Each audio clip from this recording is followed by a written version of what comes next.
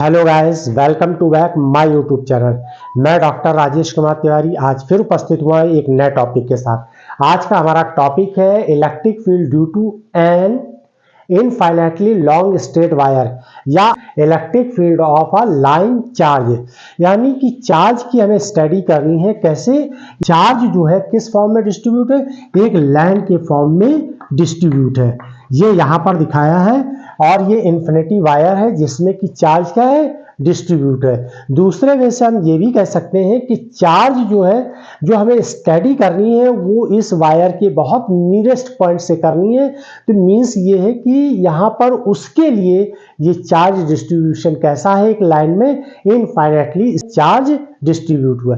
अब इसके लिए हम क्या करते हैं, गॉस थ्योरम की हेल्प लेते हैं। तो अकॉर्डिंग टू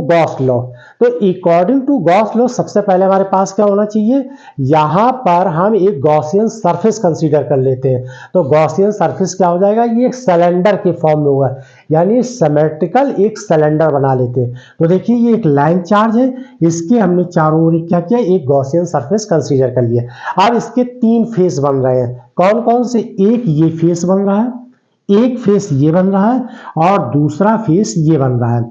यानी कि अगर एरिया के हिसाब से देखा जाए तो ये एक एरिया बन रहा है, दूसरा एरिया ये बन रहा है और तीसरा कैसा, सिलेंड्रिकल शेप में बन रहा है। तो यहां पर इलेक्ट्रिक फील्ड की इंटेंसिटी क्या होगी, इस डायरेक्शन में होगी, आउटवर्ड होगी। इसमें क्लियर है ना, चार्ज का डिस्ट्रीब्यूशन यानी इंटेंसिटी जो है किस डायरेक्शन में, इस डायरेक्शन में, ठीक है। यानी कि रेडियली सरफेस पर, सिलेंडर की रेडियली सरफेस पर ये हो जाएगा।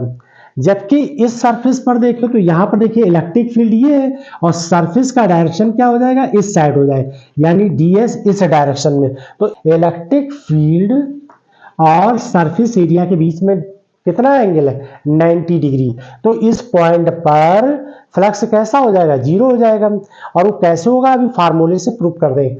फिर इस जगह देखिए इलेक्ट्रिक फील्ड का डायरेक्शन तो ये है और सरफेस एरिया का ये डायरेक्शन है, यहाँ पर भी 90 डिग्री हो गया।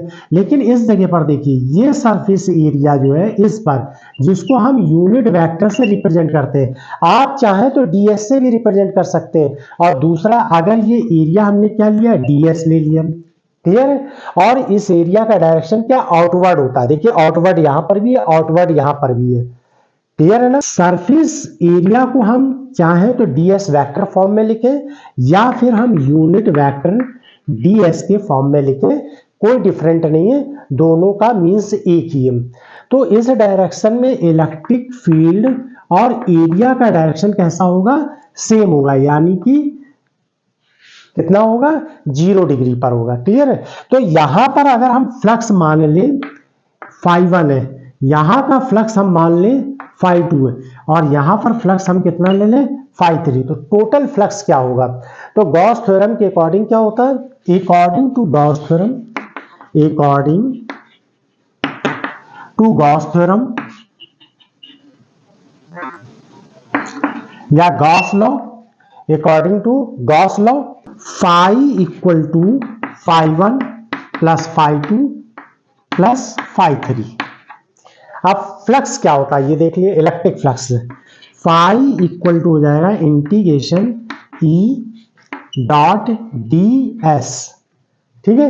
ये तो 1 के लिए हो गया, φ2 अब सेकंड के लिए क्या, इंटीग्रेशन ई डी एस, φ3 के लिए कितना हो जाएगा, इंटीग्रेशन ई डी एस, यहां पर डॉट लगा दीजिए।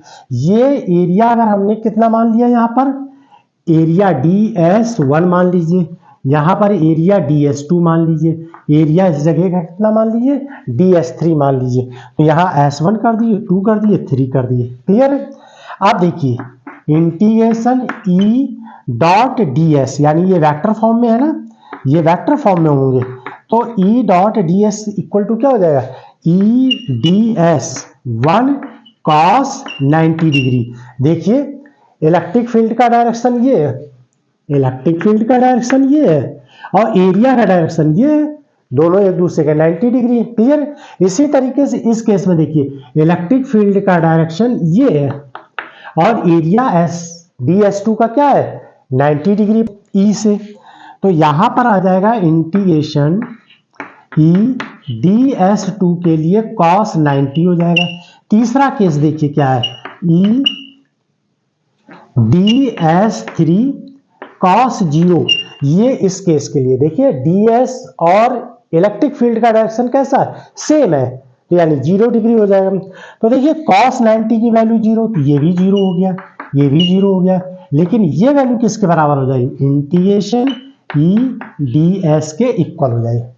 क्लियर है, एक तो ये चीज होगी। दूसरी बात, फ्लक्स फाई इक्वल टू क्या होता है, flux phi equal to Q by epsilon naught. यहां पर चार्ज डिस्ट्रीब्यूट हुआ है, यहां पर देखिए क्या लिखा मैंने, लैम्डा इज चार्ज पर यूनिट लेंथ। टोटल लेंथ इस सिलेंडर की कितनी, L है, लेंथ कितनी है टोटल, L है, तो चार्ज कितना हो जाएगा, देखिए पर यूनिट लेंथ का चार्ज कितना है, लैम्डा, यानी कि Q equal to per unit length का चार्ज कितना है, लैम्डा। लेंथ कितनी है सिलेंडर की, L है, तो यहां पर ये L कर देंगे। क्लियर। अब देखिए ये फ्लक्स फाई बराबर Q बाई एप्सिलॉन नॉट होता है, यहां पर इसकी वैल्यू रख दीजिए, तो क्या आ जाएगा, lambda L by epsilon not. ये इक्वेशन हमने सेकंड बना दी, और ये इक्वेशन क्या हो जाएगी यहां पर, ये देखिए फाई 1 की वैल्यू, फाई 2 की वैल्यू, फाई 3 की वैल्यू इसमें पुट कर दीजिए, तो फाई इक्वल टू क्या हो जाएगा, फाई 1 की वैल्यू 0, फाई 2 की वैल्यू 0, फाई 3 की वैल्यू क्या हो जाएगी, इंटीग्रेशन E DS के इक्वल हो जाएगी। और फाई बराबर ये क्या निकाला, lambda L by epsilon naught, तो integration E DS equal to phi की वैल्यू क्या हो जाएगी, lambda L by epsilon naught. Clear है ना, यानी कि ये इक्वेशन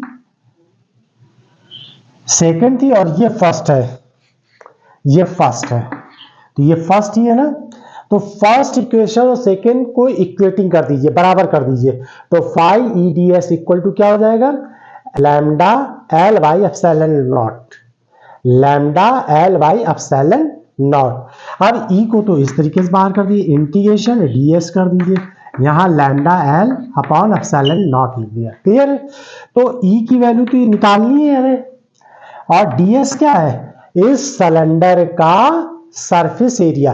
आप ध्यान दीजिएगा चार्ज का डिस्ट्रीब्यूशन कैसा है, गॉसियन सरफेस हमने कैसा माना है, ये वाला सरफेस माना है, ये कर्व सरफेस है, कर्व्ड सरफेस की बात कर रहे हैं, कर्व सरफेस यानी ये लाइन और इस लाइन इस तरीके से, ये जो हमने ये बना रखा है ये इस तरीके से, तो ये जो आप देख रहे हैं इस सिलेंडर का पोर्शन ये कर्व सरफेस है, इसी का एरिया यहां पर लिखना है, और वो एरिया होता है 2 पाई RL। R क्या है, इसकी रेडियस है सिलेंडर की, लेंथ क्या है, L है, तो यहां पर कर्व सरफेस एरिया क्या आएगा, 2 पाई RL हो जाएगा, और ये lambda L upon epsilon naught equal to, यहां पर L और L कैंसिल हो जाएगा, लैम्डा आ जाएगा, ये हो जाएगा 2 पाई एप्सिलॉन नॉट R हो जाएगा। क्लियर है, इसको हम दूसरे तरीके से भी लिख सकते हैं, दूसरे तरीके से ऐसे लिख सकते हैं, 2 लैम्डा ऊपर नीचे 2 का मल्टीप्लाई कर दिए, तो यहाँ क्या हो जाएगा 4 पाई एप्सिलॉन नॉट R के फॉर्म में भी लिख सकते हैं, तो ये वैल्यू निकल कर आ गई। क्लियर है, चाहे आप ये लिखिए आंसर और चाहे ये लिखिए, दोनों, और यूनिट क्या होगी, न्यूटन बाई कूलम होगी। तो आई होप कि आप लोगों को समझ में आया होगा, इसका स्क्रीनशॉट ले लीजिए। थैंक्स।